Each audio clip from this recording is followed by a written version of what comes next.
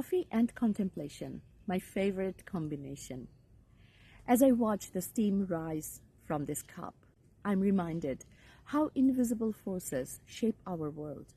Speaking of invisible influences, have you ever wondered why we associate certain behaviors with being masculine or feminine?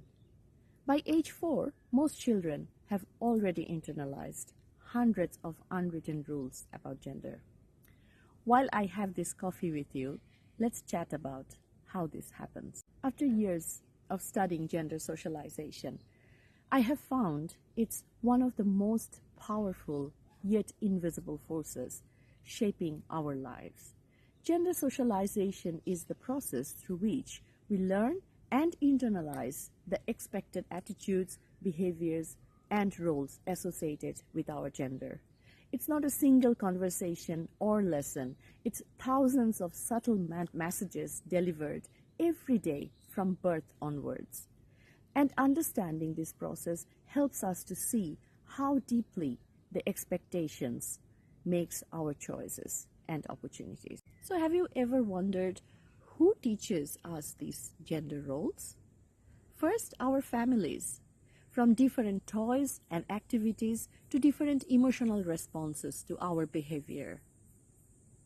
Research from the Australian Institute of Family Studies shows parents speak to infant boys and girls differently, even before language development. Then there's education, from gendered reading materials to different expectations in subjects like maths versus language arts.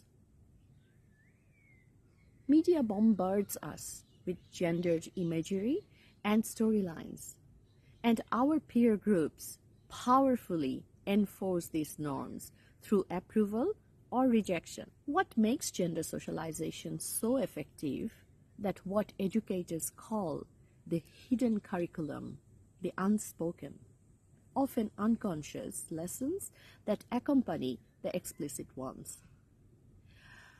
When boys are called brave for the same behavior that girls get labeled bossy, they're learning about expected gender traits.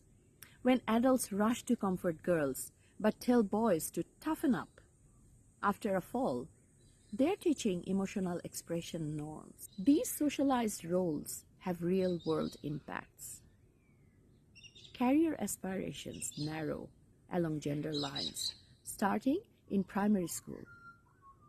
Emotional expression becomes restricted, particularly for boys.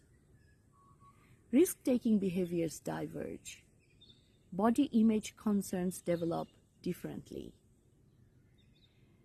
The Workplace Gender Equality Agency reports that despite progress, occupational segregation remains strong in Australia, with certain careers still perceived as male or female. And these patterns limit opportunities and potential across genders. The good news is that once we recognize these patterns, we can challenge them.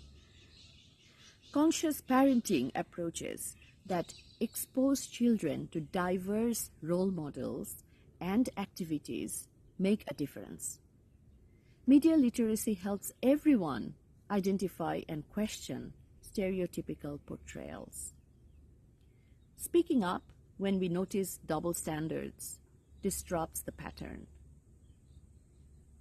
And modeling flexibility in our own gender expression creates permission for others.